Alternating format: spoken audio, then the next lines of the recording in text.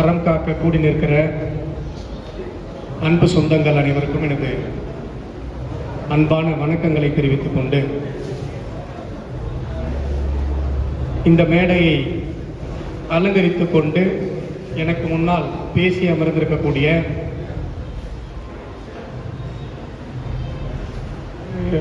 வள்ளல் என்றே சொல்லலாம், பல விஷயங்களை செய்து கொண்டிருக்கிறார் அன்பிற்கினிய நண்பர் ஆண்டாள் சொக்கலிங்கம் அவர்களே,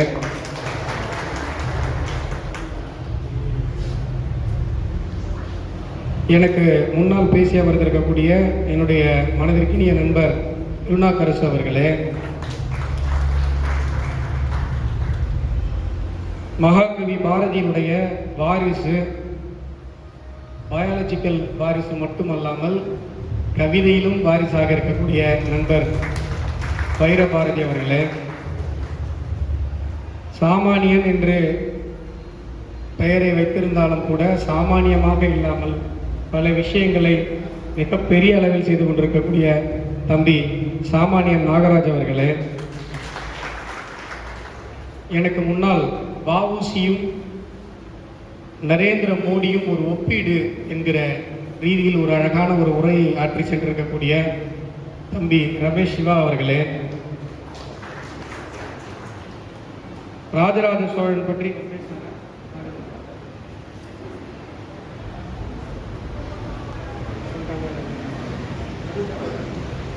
பொதுவாகவே தமிழகத்தில் பார்த்தீங்கன்னா யார் யார் எதை எதை அழிக்கிறார்களோ அதையெல்லாம் அவரவர்கள் அவருடைய பெயராக வச்சிருப்பாங்க. தமிழை அழிக்கிறவன், தமிழ் கலாச்சாரத்தை அழிக்கிறவன், தமிழ் இறையியல் மெய்யியலை அழிக்கிறவன் நாம் தமிழர்னு பேர் வச்சுப்போம். குண்டு வைக்கிறவன் மனிதநேயம்னு பேர் வச்சிருக்கான். திராவிட நிலப்பகுதியில் இருக்கிற மக்களை அழிப்பவர்கள் அதை முன்னேற்றத்தை பேர் வச்சுப்பாங்க. திமுக தலைவருடைய வேட்டில டீ ஊத்துறா அதை தொடச்சு விடுறவங்க மறுமலர்ச்சி திமுகன்னு வச்சுப்பாங்க. யார் யார் எதை எதை காலி பண்றாங்களோ, அதாவது அவங்களுடைய பேருக்கும் அவங்க பண்றதுக்கும் சம்பந்தமே இருக்கு தமிழகத்தில். ஆனா இந்த அமைப்பு இதனுடைய பெயருக்கும் இது செய்கிற செயலுக்கும் மிகவும் சம்பந்தமுடைய ஒரு அமைப்பாக இருக்கிறது. நல்லூர் சங்கமம். எனது அன்பிற்கினிய ஒரு நண்பர் பத்மநாபன்ஜி, அவருடைய ஃபங்க்ஷன் அப்படின்னு சொன்னால் என்னை கேட்காமலே அவர் என் பேரை போடலாம். நான் ஏதாவது ஒரு விஷயம் ஆர்கனைஸ் பண்ணுறேன்னா அவரை கேட்காமலே நான் அவரை கூப்பிட்டுப்பேன். இப்படிப்பட்ட ஒரு ஆத்மார்த்தமான ஒரு நட்பு இருக்கிறது. உண்மையிலேயே கர்நாடகா எலெக்ஷன்ஸில் இருந்துகிட்டு இருக்கோம். எங்களுடைய மாநில தலைவர் திரு அண்ணாமலை அவர்கள் வழிகாட்டுதல் படி கர்நாடகாவில் எனக்கு ஒரு பகுதி கொடுக்கப்பட்டு 15ஆம் தேதியிலிருந்து அங்கே தான் இருந்துகிட்டு இருக்கேன். தமிழகத்திற்கு வந்திருப்பது இந்த ஒரு நிகழ்வுக்காக. இன்னொரு நிகழ்வு இதுக்கு அப்புறம் கமிட் ஆனது. இங்கே கமிட் பண்ணிட்டோம், சரி ஓகே அதையும் ஓகே சொல்லிடலாம் அப்படின்ட்டு. நாளைக்கு மறுபடியும் கர்நாடகா போயிடுவோம். அப்படிப்பட்ட ஒரு அருமையான ஒரு மனிதர். அவர் கூப்பிட்டாருன்னா நம்மளால் மறுக்கவே முடியாது. அப்படிப்பட்ட ஒரு நல்ல ஒரு மனிதர், நல்ல காரியங்களை நீண்ட நாட்களாக நல்ல விதத்தில் செய்து கொண்டிருக்கக்கூடியவர். அதனால இந்த அமைப்புக்கு சரியான ஒரு பெயர் இருக்கிறது. இன்றைக்கு எனக்கு நீங்கள் பேசுவதற்கு கொடுத்திருக்கிற தலைப்பு ஒரு அருமையான ஒரு தலைப்பு. சுவாமி சகஜானந்தரும் பாரத பிரதமர் நரேந்திர மோடியும் ஒரு ஒப்பீடு என்பது எனக்கு கொடுக்கப்பட்டிருக்கிற தலைப்பு. முதல்ல இப்போ ஆண்டாள் சொக்கலிங்கம் அவர்கள் பேசும்போது அந்த பெண் குழந்தைங்களை கூப்பிட்டு இந்த பாரத பிரதமருடைய பெயர் என்னன்னு கேட்டார்.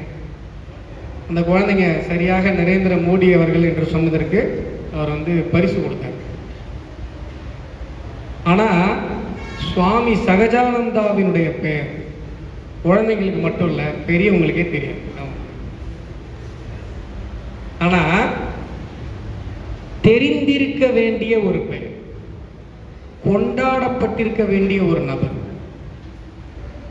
நினைவு கூர்ந்திருக்க வேண்டிய ஒரு மிகப்பெரிய ஆளுமை சுவாமி சகஜானந்தா. இங்க பட்டியல் சமூக மக்களினுடைய முன்னேற்றம் அப்படின்னு நம்ம பார்த்தோம். பட்டியல் சமூக மக்களுடைய முன்னேற்றத்திற்கு பாடுபட்ட தலைவர்கள் அப்படின்னு நம்ம யோசித்தோம் அப்படின்னு சொன்னால், நம்முடைய கண் முன்னால் இங்கே இருக்கிற தமிழகத்தில் இருக்கிற பட்டியல் சமூக நண்பர்களே நீங்கள் கேட்டிங்கன்னா கூட எல்லோருமே தவறாமல் அண்ணல் அம்பேத்கர் அவர்களை பேரை சொல்லுவாங்க. ஆனாலும் கூட அண்ணல் அம்பேத்கர் அவர்களுக்கு இணையான ஆளுமைகள் தமிழகத்தில் இருந்திருக்கிறார்கள். அவரது பெயர்கள் எல்லாம் பட்டியல் சமூக பெருமக்களுக்கே தெரியாமல் போனது நம்முடைய வரலாற்றினுடைய சாபக்கேடு. இது ஏன் தெரியாம போச்சு அப்படின்னு சொன்னா, எந்த ஒரு தீமைக்கும் யார் காரணமா இருப்பாங்க தமிழ்நாட்டில்? திமுக. என்னங்க எதுவுமே டக்குனு ஆன்சர் பண்றது இல்லையா? தமிழ்நாட்டில் ஒரு விஷயம் தப்பா நடக்குதுன்னா யார் காரணமா இருப்பாங்க? திமுக. இதுக்கும் திமுக தான் காரணம். திராவிடம் என்கிற திருட்டு சித்தாந்தம் தான் காரணம். சுவாமி சகஜானந்தா அவருடைய புரட்சி எந்த வயதில் ஆரம்பிக்கிறது அப்படின்னு சொன்னா, உயர்நிலை பள்ளியில அவர் சேர்க்கிறார். அவர் ஆரம்ப கல்வியும் ஒரு கிறிஸ்தவ பள்ளியில தான் படிக்கிறாரு. அதற்கு பிறகு உயர்கல்வியில ஒரு கிறிஸ்தவ பள்ளியில அவர் கொண்டு போய் சேர்க்கிறாங்க. அது பிராட்டஸ்டன்ட் நடத்துகிற ஸ்கூலு. அங்கே என்ன பண்ணுறாங்கன்னா, தம்பி நீ நல்ல டேலண்டாக இருக்க, மதம் மாறிடு அப்படின்னு. மதம் மாறினா உனக்கு கேன்டீனில் சாப்பாடு ஃப்ரீ. இது வரைக்கும் சாப்பாடு ஃப்ரீயாக தான் சாப்பிட்டுருக்கேன், கேன்டீனில் ஃப்ரீ. ஃபாரினை கூட அனுப்பி நாங்கள் படிக்க வைக்கிறோம். ஆனால் மதம் மாறலை அப்படின்னு சொன்னால், இது வரைக்கும் நீ சாப்பிட்டதுக்கெலாம் காசு கொடுக்கணும், உங்கள் அப்பாவை ஃபோன் பண்ணி உங்கள் அப்பாவை கூப்பிட்டு வர சொல்லணும் அப்படின்னு சொல்கிறாங்க. சின்னஞ்சிறுவன் சுவாமி சகஜானந்தா அந்த சிறிய வயதில் சொல்லுகிறார், நான் எனக்கு படிப்பே தேவையில்லை, இந்த பள்ளியை விட்டு நான் கூட போறேன், ஆனால் நான் பிறந்த என்னுடைய இந்து தர்மத்திலிருந்து நான் மாறவே மாட்டேன் என்று சொல்லுகிறார். இதுதான் சுவாமி சகஜானந்தா. எந்த வயதுல? பள்ளிக்கூடம் படிக்கிற வயது. இன்னைக்கு அதே மாதிரி ஒரு தங்கை மதம் மாற மாட்டேன்னு சொல்லி உயிர விட்டா. அதற்காக இங்கு களத்தில் நின்று போராடிய ஒரே கட்சி பாரதிய ஜனதா கட்சி. தங்கை லாவண்யா ஞாபகம் இருக்கிறதா? மதம் மாற மாட்டேன்னு சொல்லி உயிரை விட்டது. அந்த குழந்தைக்காக இந்த தமிழக மண்ணில் போராடிய ஒரே தலைவன் அண்ணாமலை.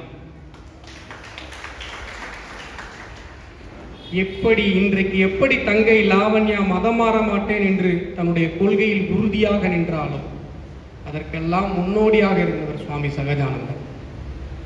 அதற்கு பிறகு அவருடைய பாதை ஒரு மிகப்பெரிய ஒரு ஆன்மீக பாதையாக இருக்கிறது.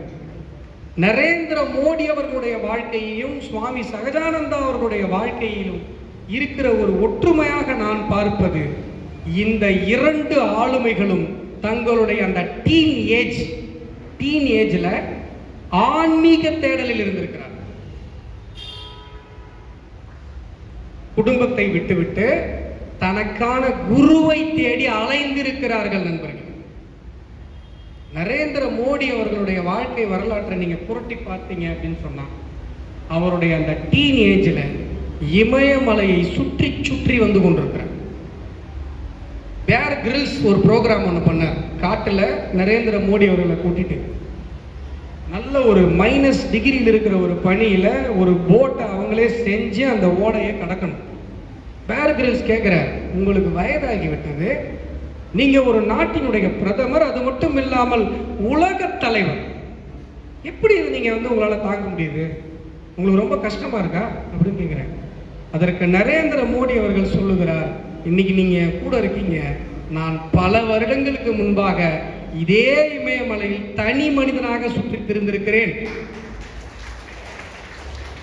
அந்த ஆன்மீக தேடல் இருக்கு பாருங்க நண்பர்கள். இந்த ஆன்மீக தேடல், இதே மாதிரியான ஒரு ஆன்மீக தேடல் இந்தியாவினுடைய உலகத்தினுடைய உன்னத ஆளுமை இன்னொரு ஆளுமைக்கும் இருந்திருக்கிறது, சுவாமி விவேகானந்தர். விவேகானந்தர் தன்னுடைய அந்த டீனேஜ்ல என்ன பண்றாருன்னா, குடும்பத்தை விட்டு பிரிந்து ஆன்மீக தேடலுக்காக தன்னுடைய குருவை தேடி அலைகிறார்.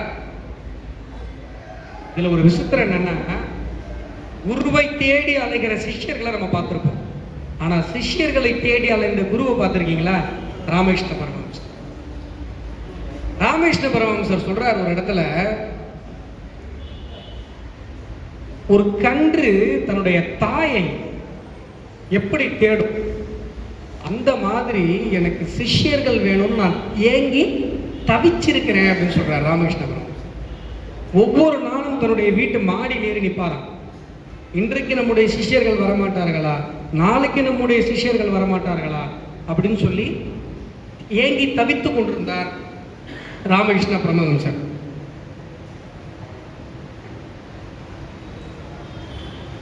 விவேகானந்தருக்கு எப்படி ஒரு குரு கிடைத்தாரோ அது ஒரு சுவாரஸ்யமான கதை. விவேகானந்தர் குருவை தேடி அலைஞ்ச கதையெல்லாம் பார்த்தீங்கன்னா, ஒரு தடவை என்ன பண்றாரு, தாகூரை பார்க்குறாரு, ரவீந்திரநாத் தாகூரை பார்க்குறாரு.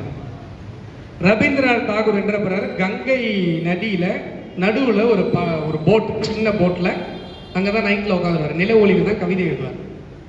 இவர் இந்த கங்கை கரையில் நிற்கிறாரு. இவருக்கு குருவை தேடணுன்ற அந்த ஒரு வெறி, ஒரு ஆதங்கம், ஒரு ஏக்கம். ரவீந்திரநாத் தாகூர் எங்கே இருப்பாருன்னா, அவர் ஆற்றுக்கு நடுவில் போட்டில் இருப்பார். உடனே விவேகானந்தரால் வெயிட் பண்ண முடியல, தப்புன்னு குதிச்சார் ஆற்றுல, நீந்திக்கிட்டே போனார், போய் அந்த போட்டில் ஏறினார். ஒரே கேள்வி தான் அவர் கேட்டார் எல்லார்ட்டையும், நீங்கள் கடவுளை பார்த்துருக்கீங்களா, ஒரே கேள்வி. அதுக்கு ரவீந்திரநாத் தாகூர் என்ன சொல்றாரு, இல்லைப்பா கடவுளை பார்க்க முடியாது, உணர வேண்டிய விஷயம் அப்படின்னு சொல்ல ஆரம்பிக்கிறார். இல்லைங்க நிறுத்துங்க, நீங்கள் பார்க்கல அப்படின்ட்டு மறுபடியும் குதிச்சு அப்படியே ஸ்விம் பண்ணிட்டே கரைக்கு வந்தார் விவேகானந்தர். ஆனால் ராமகிருஷ்ண பரமஹம்சரை பார்க்கும் பொழுது நீங்கள் கடவுளை பார்த்துருக்கீங்களான்னு கேட்குறாரு ராமகிருஷ்ண பரமஹம்சர். ராமகிருஷ்ண பரமஹம்சர் யாரு? டெய்லி காளி நேரடியாக தோன்றி ராமகிருஷ்ண பரமஹம்சருடன் பேசுவார். சாதாரணமான ஆள் இல்லை ராமகிருஷ்ண பரமஹம்சர்.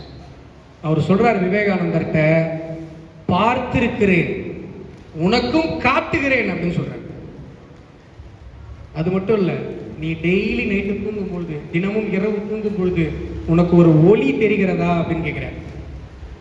உடனே விவேகானந்தர் அவ்வளவு பெரிய படிப்பு படித்தவர், சரண்டர், படிக்காத ராமகிருஷ்ண பரமஹம்சரிடம் சரண்டர். குரு தேடுதல் அப்படிங்கிறதுல ஆரம்பிச்சு நம்ம எங்க வந்துட்டோம் பார்த்தீங்களா? இது மாதிரி சுவாமி சகஜானந்தா அவர்களும் தன்னுடைய குருவை தேடுகிறார், கரபத்ர சுவாமிகளிடம் சரணடைகிறார். அவர் என்ன பண்றாருன்னா, நீ சிதம்பரத்துக்கு போ அப்படின்னு சொல்றாரு. சிதம்பரம் என்ன சாதாரணமான பூமியா?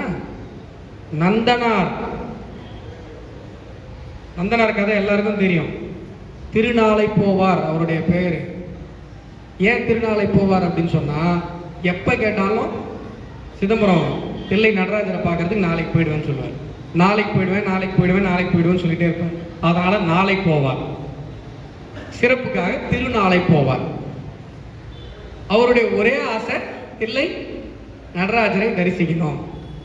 அதெல்லாம் நமக்கு நல்லா தெரியும். இவர் என்ன பண்றாருன்னா, அந்த நந்தனார் பிறந்த இடத்தில் இந்த பட்டியல் சமூக பெருமக்களுக்காக ஒரு கல்வி கோவிலை கட்ட வேண்டும் என்று நினைக்கிறார்.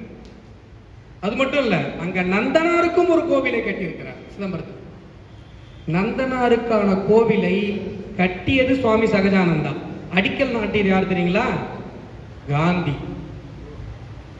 காந்தி காந்தி மகான் அங்க அடிக்கல் நாட்டிருக்கிறார். இப்ப இதை பேசும்போது உங்களுக்குலாம் என்ன யோசனைன்னு எனக்கு தெரியும். இவ்வளவு பெரிய மேட்டர்லாம் நடந்திருக்கு, நமக்கு தெரியலையே. எப்படி தெரியும்? சகஜானந்தாவுக்கு அங்கங்க செலவு வச்சிருக்கணும்.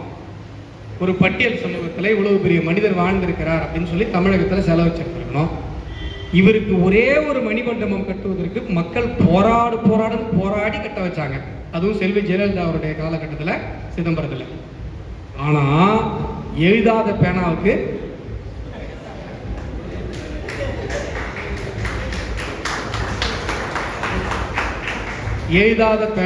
சிலை என்னங்க? அதுல கூட என்னன்னு கேட்டீங்கன்னா, நான் ரொம்ப நாளா சொல்லிட்டு இருந்தேங்க, இவங்க நம்பல. நான் என்ன சொன்னேன், இவங்கெல்லாம் ஆக்சுவலா ஒரிஜினல் லீடர்ஸ் கிடையாது. திராவிட கூட்டத்தில் இருக்கவங்கெல்லாம் உண்மையான தலைவர்கள் கிடையாது. அவங்க வாழ்ந்த காலத்துல அவங்களுக்கு பெருசா மரியாதை இருந்திருக்காது, பிற்காலத்துல பில்டப் பண்ணுவாங்க அப்படின்னு சொன்னேன். ஈவே ராமசாமி வாழ்ந்த காலத்துல அவருக்கு சத்தியமா இவங்க பில்டப் பண்ற அளவுக்குலாம் மரியாதையே கிடையாது. அண்ணாதுரைக்கு மக்கள் ஏன் ஓட்டு போட்டாங்கன்னா, ஈவே ராமசாமியை அசிங்கமா திட்டினதுனால ஓட்டு போட்டாங்க. அவங்க எவ்வளோ அசிங்கமா திட்டிக்கிட்டாங்கன்றத என்னால் சொல்ல முடியும். ஏன்னா அந்த மாதிரி கெட்ட வார்த்தை பேசுகிற பழக்கம் எனக்கு கிடையாது. இருந்தாலும் ஒரே ஒரு விஷயத்த நான் இங்கே சொல்லியே தீரும். ஒரு தடவை ஈவே ராமசாமி என்ன பண்ணாருன்னா, திமுக காரங்கள்லாம் தவறான பெண்களுக்கு பிறந்தவங்க அப்படின்னு சொல்லி அந்த கொச்சையான வார்த்தை சொல்லி திட்டுறாரு. அதுக்கு உடனே கருணாநிதி பதில் சொல்றாரு, ஆமா ஈவேரா சொல்றது உண்மைதான், ஏன்னா அவர் தான் என்னுடைய அம்மா, தாய் அவங்க தானே. இப்படிலாம் திட்டினதுனால ஈவே ராமசாமியுடைய எதிரின்னு மக்கள் புரிஞ்சுக்கிட்டு தான் அண்ணாதுரையை ஆட்சியிலே உட்கார வச்சாங்க. இதான் வரலாறு. காமராஜர் ஏன் தோத்தாருன்னு மேடைக்கு மேடை கேட்குறாங்கல்ல, காமராஜர் எவ்வளோ நல்லவர் தெரியுமா, காமராஜரை மக்கள் தோக்கடித்து விட்டார்களே, எத்தனை தடவை கேட்டிருக்கீங்க. ஏன் தோத்தாருன்னு யாராவது யோசிச்சிங்களா? அவ்வளோ நல்ல மனுஷன். ஈவே ராமசாமி சப்போர்ட் பண்ணதால தோத்தார். அதனால தான் ஈவே ராமசாமி நேரடியாக அரசியலுக்கு வரவில்லை. இப்போ என்ன பண்ணுறாங்க, கருணாநிதி அவர்கள் வாழ்ந்த காலத்தில் அவருக்கு எப்படிப்பட்ட மரியாதை இருந்தது நமக்கே தெரியும். என்றைக்குமே மக்கள் கருணாநிதி வரணும்னு சொல்லி ஓட்டு போட்டு உட்கார வச்சதே கிடையாது. அவர் ஒரு சப்ஸ்டிடியூட் சிஎம் தான். எம்ஜிஆர் உடம்பு சரியில்லாத இருந்தப்ப என்ன சொன்னார், பெரியவங்களுக்குலாம் தெரியும். என்ன சொன்னாரு, அவர் உடம்பு சரியில்லாமல் அமெரிக்காவில் ஹாஸ்பிட்டலில் படுத்திருக்காரு, அது வரைக்குமாவது எனக்கு சிஎம் கொடுங்கன்னு கேட்டார் கருணாநிதி. வனவாசம் அனுப்பிட்டீங்க இத்தனை வருஷம், இப்படி அப்படின்லாம் கேட்டு பார்த்தார், கொடுக்கவே இல்லை மக்கள்.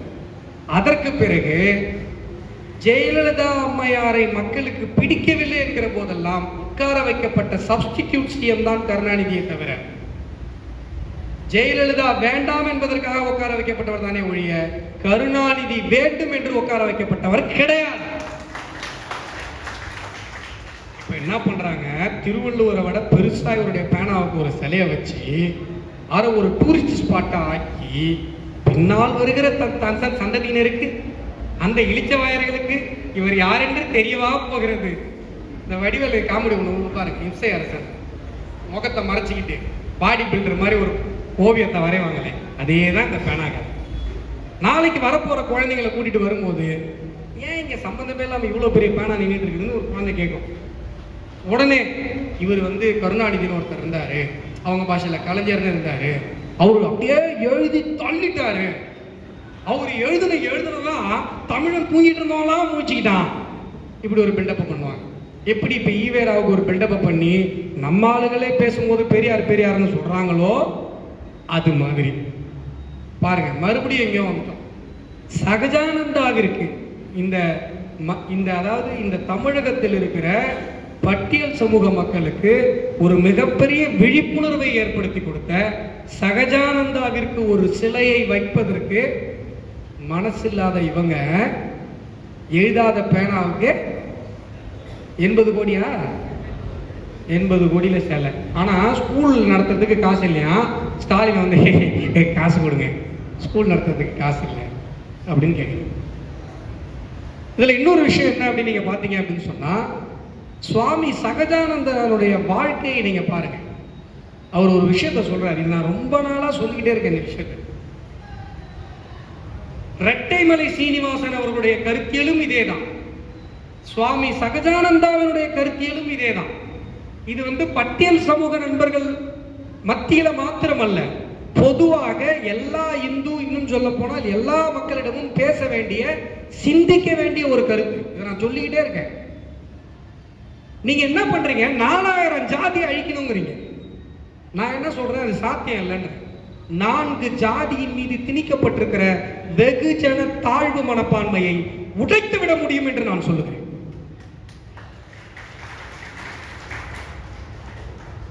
அதற்கு நம்முடைய தமிழ் பெருங்குடி மக்களிடம் இரட்டைமலை சீனிவாசன் அவருடைய கருத்தையும் சுவாமி சகஜானந்தா அவர்களுடைய கருத்தையும் முன்னிலைப்படுத்தி காட்ட வேண்டிய அவசியம் நமக்கு இருக்கிறது. அவர்களுடைய கருத்து தெரிய வேண்டும் என்று சொன்னால் அவர்களுடைய முகம் தெரிய வேண்டும், அவருடைய சிந்தனை தெரிய வேண்டும் என்றால் குறைந்தபட்சம் அவர் யார் என்றாவது தெரிய வேண்டும் நம்முடைய தமிழ் சமூக மக்களுக்கு. சகஜானந்தான்னா யாருன்னே தெரியல.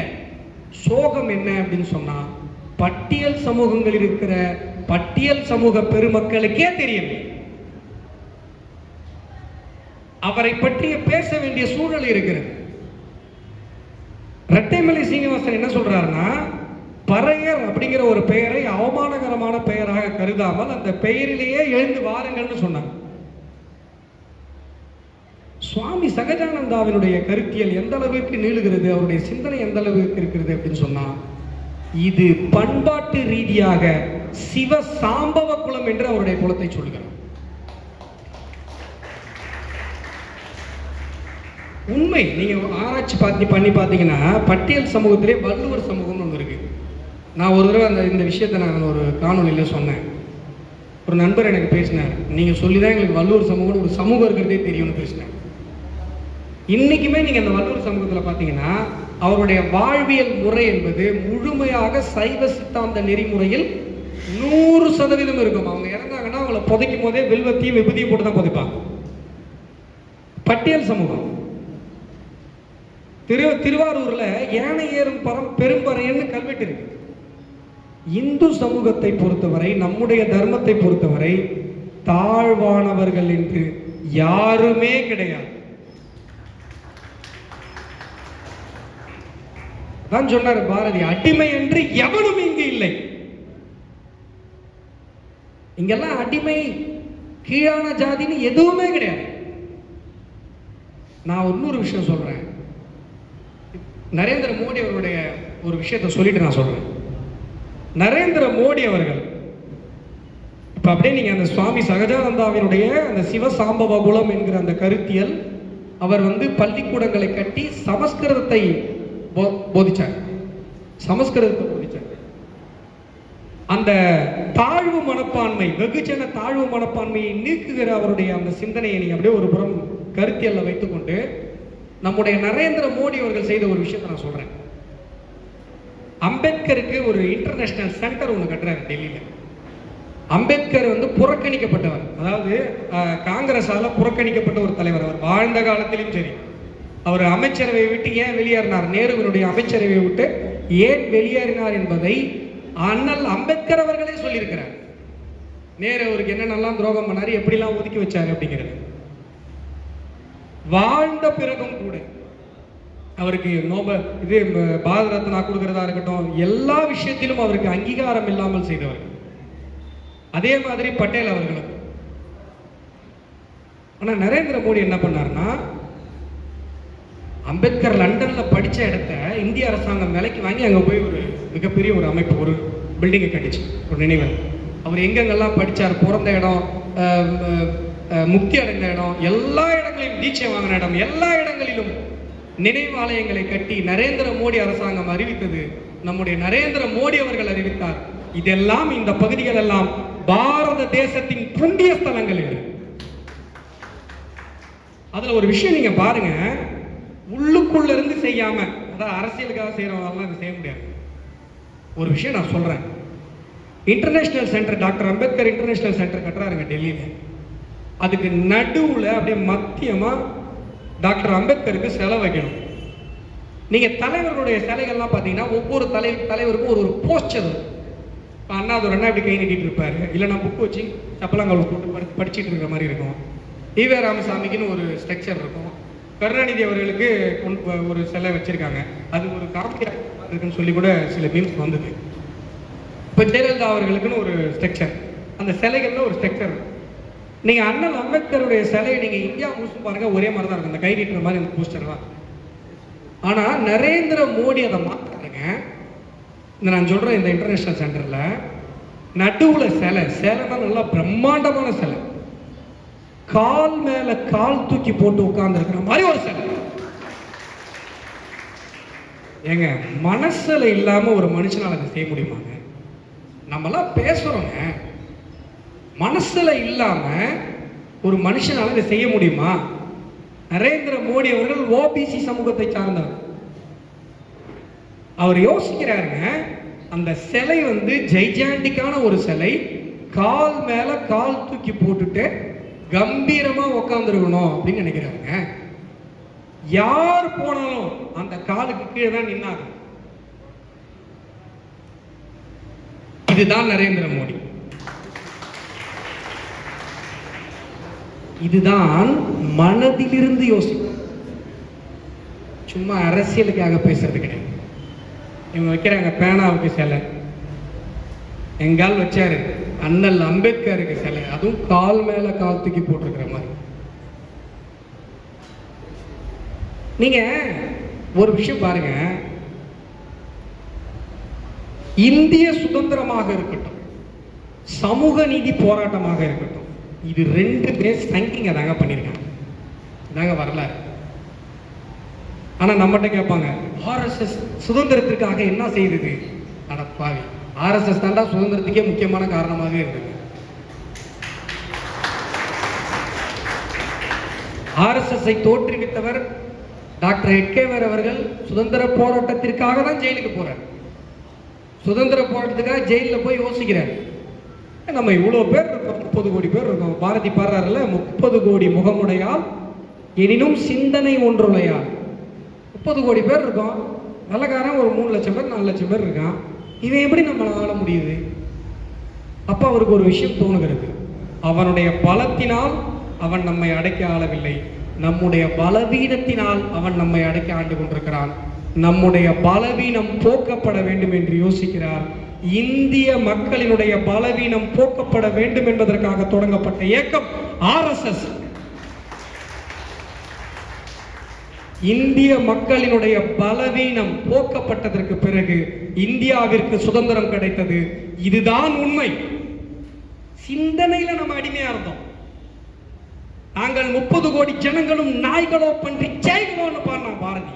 சிந்தனையில நாய்களும் பன்றி சேய்களுமாக இருந்தோம். 30 கோடி மக்கள்ல பெருவாரியான மக்கள் நமக்கு சுதந்திரம் கிடைத்தாக வேண்டும் யோசிச்சாங்க பாத்தீங்களா? அந்த சிந்தனை வந்தவுடன் கிடைத்தது நமக்கு சுதந்திரம். அப்படி நடந்தும் சிலருக்கு அந்த சிந்தனை வராமலேயே போய்விட்டது. அவர்கள் எல்லாம் இன்றைக்கு திமுகவில் இருக்கிறார்கள். அந்த சித்தாந்தத்தினுடைய வாரிசுகள் அந்த சித்தாந்தம் சுதந்திரம் வேண்டாம் என்று நினைக்கிறார். நீங்க பாருங்க, காந்தி ராமராஜ்யம் அமைப்போம்னு சொன்னார், இவங்க பாஷையில சங்கி. மதன் மோகன் மாளவியா சங்கி, திலகர் சங்கி, இவங்க பாஷையில சங்கி தானே. நீலகண்ட பிரம்மச்சாரி சங்கி, மகாகவி பாரதி சங்கி, வாவு சிதம்பரம் பிள்ளை சங்கி, சுவாமி சகஜானந்தா சங்கி. இந்திய சுதந்திரம் யாரால் கிடைத்தது? சங்கிகளால் கிடைத்தது. இது சொங்கிகளுக்கு புரியாது.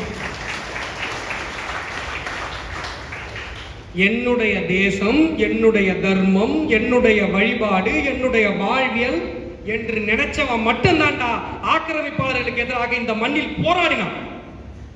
ஆக்கிரமிப்பாளர்களுடைய அடிவருடிகள் அதை செய்யவே இல்லை. சித்தாந்தம் தாண்டி நம்ம கொண்டாடும். நீங்க சவர்கரை அவ்வளவு விமர்சிக்கிறாங்க, திருட்டு பசங்க. ஆனா பகத்சிங் இருக்கிறார், பகத்சிங் தூக்கிலிடப்பட்டார். வேற சித்தாந்தம், கம்யூனிஸ்ட் சித்தாந்தம். என்னைக்காவது நம்ம இந்திய சித்தாந்தவாதிகள், ஆர்எஸ்எஸ் காரன், பிஜேபி காரன், இந்து முன்னணிக்காரன் பகத்சிங்கை விமர்சிச்சிருக்காங்களா? கொண்டாடி கொண்டிருக்கிறார்கள். கம்யூனிஸ்டுங்க மறந்துட்டாங்க, இன்னைக்கு நம்ம பகத்சிங்கை கொண்டாடிட்டு இருக்கோம். ஏன்னா நம்மை பொறுத்தவரை இந்த தேசம் தான் நம்முடைய தெய்வம். இந்த தேசத்திற்காக போராடிய அத்தனை பேரும் நம்முடைய தெய்வம். அப்படிப்பட்ட பகத்சிங் யாருக்காக ஜெயிலுக்கு போறாரு? லாலா லஜபதி ராயை அடிச்சு கொண்ட காவலரை கொல்றதுக்கு போய் ஜெயிலுக்கு போறார். லாலா லஜபதி ராய் யாரு? சித்தாந்த ரீதியில் பார்த்தால் சங்கி. இந்த தேசம் ஒண்ணு இல்ல, வாஞ்சிநாதன் வந்து ஆஷ்துரையை சுட்டுக் கொள்றார். வாஞ்சிநாதன் எழுதி வைத்த கடிதத்தை பாருங்க, என்ன சொல்லிருக்குன்னு பாருங்க. இந்த தர்மத்தை நேசித்தவர்கள், இந்த மண்ணை நேசித்தவர்கள், இந்த மக்களை, இந்த தேசத்தை நேசித்தவர்களால் தான் இந்த நாட்டிற்கு சுதந்திரம் கிடைத்தது. எப்படி சுதந்திரம் என்பது சங்கிகளால் கிடைத்ததோ, சமூக நீதியும் சங்கிகளால் தான் கிடைத்தது நண்பர்கள். இந்த திருட்டு பசங்க ஏமாத்துறாங்க. 1939 ராஜாஜியால ஆலய நுழைவு சட்டம் கொண்டு வரப்பட்ட போது அதை எதிர்த்தவர் ஈவே ராமசாமி. இதை நான் ஒரு தொலைக்காட்சி விவாதத்தில் சொன்னும் போது அங்க ஒருத்தர், அவர் பேர் மறந்துட்டப்பா, சீப்பா, சீப்புன்றது பட்ட பேருங்க, செந்தில்ங்க அவர் பேர். பாருங்க, அவர் பட்ட பேர் மட்டும் தான் நமக்கு ஞாபகம் இருக்கு, அவர் பேர் மறந்து போச்சு. I can challenge you something சொன்னார். நான் சொன்னேன், இப்ப நான் பேசிக்கிட்டு இருக்க இந்த தருணத்திலேயே மக்கள் போன்ல எடுத்துருவாங்க. ஆலய நுழைவு சட்டத்தை கொண்டு வந்தவர் ராஜாஜி. அதை செயல்படுத்தியவர் வைத்தியநாத ஐயர். அதற்கு தூணாக இருந்து துணை நின்றவர் பசும்பொன் முத்துராமலிங்க தேவர். திருநாகரசு பேசும்போது நான் யோசிச்சேன், ஒரு விஷயத்தை அவர் விட்டுருவாரு, அது நாம சொல்லலாம், நம்ம சொல்லி கைத்தட்டல் வாங்கலாம்னு யோசிச்சேன். ஆனால் அதை அவர் சொல்லிட்டார். பனாரஸ் இந்து பல்கலைக்கழகத்தில் பசும்பொன் முத்துராமலிங்க தேவர் பேசிய உரை நல்லா ஞாபகம் வச்சுக்கோங்க நண்பர்களே. நம்ம தமிழர்களுடைய பெருமைகளை நாமே தெரிந்து கொள்ளாமல் இருக்கிறோம். சிக்காகோ மாநாட்டில் விவேகானந்தர் பேசிய உரை எவ்வளவு முக்கியத்துவம் வாய்ந்த உரையோ அந்த அளவிற்கு நம்முடைய பசும்பொன் முத்துராமலிங்க தேவர் பனாரஸ் இந்து யூனிவர்சிட்டியில் பேசின உரை முக்கியமானது. அப்படிப்பட்டவர்கள் எல்லாம் சேர்ந்து பட்டியல் சமூக பெருமக்களை, நம்ம சாமி சகஜானந்தாவை பத்தி பேசுறோம், சாம்பவ குல பெருமக்களை, அந்த பட்டியல் சமூகம் சார்ந்த பெருமக்களை கோவிலுக்குள் அழைத்து சென்றார். இதுதானேங்க வரலாறு.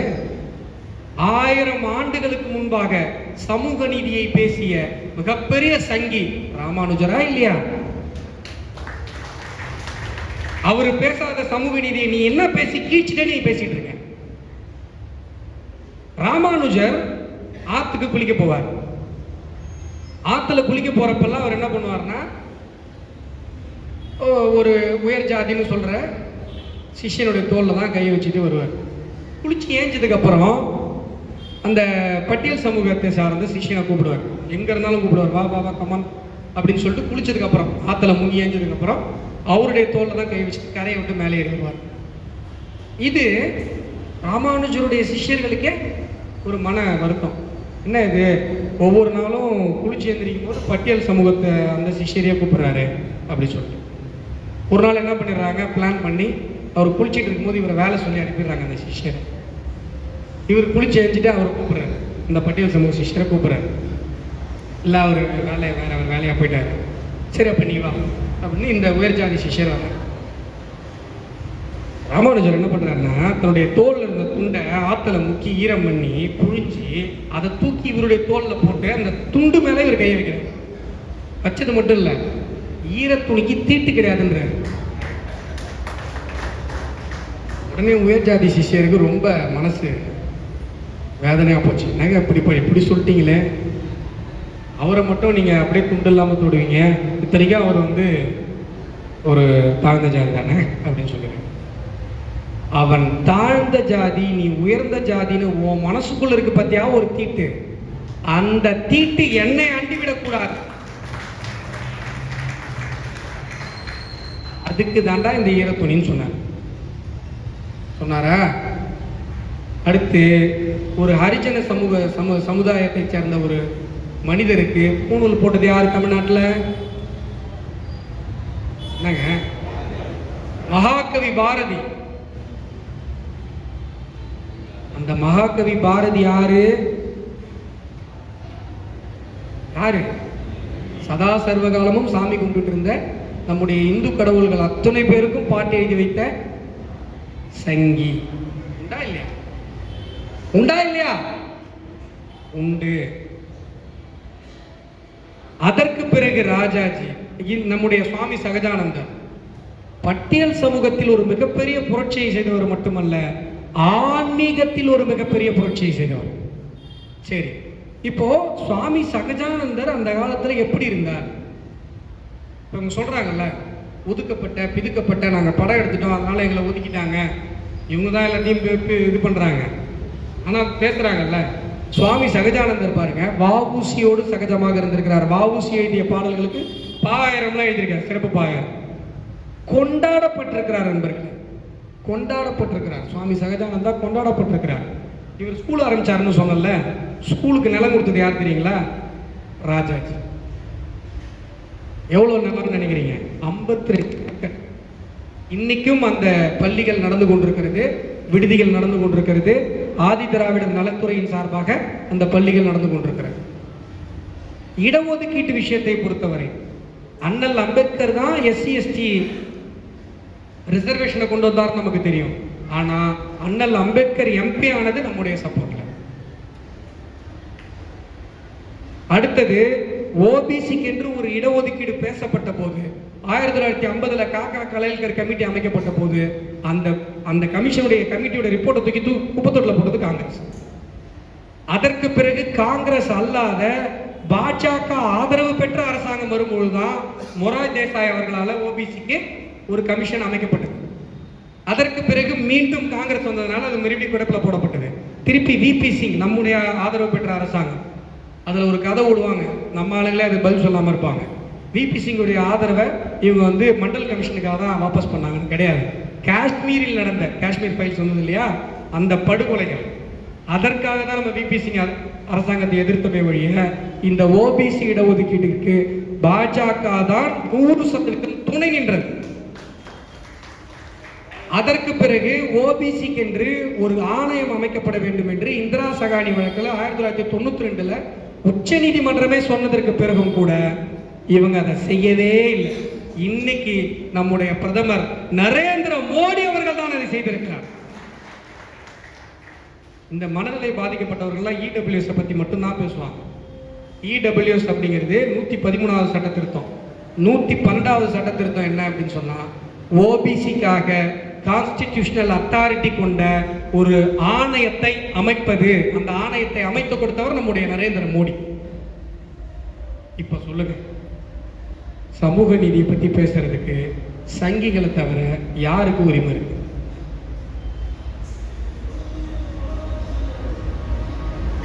ஆனா இங்க சொங்கிகள் தான் சமூக நீதியை காப்பாற்றியதாக ரைட்டப் எழுதி மக்களை ஏமாற்றிக் கொண்டிருக்கிறார்கள். சமூக நீதியை காப்பதிலும் சரி, இந்திய தேசத்தை நேசிப்பதிலும் சரி, இந்தியாவிற்கு கிடைத்த சுதந்திரமும் சரி, சமூக நீதியும் சரி, சங்கிகளால் கிடைத்தது. நன்றி, வணக்கம்.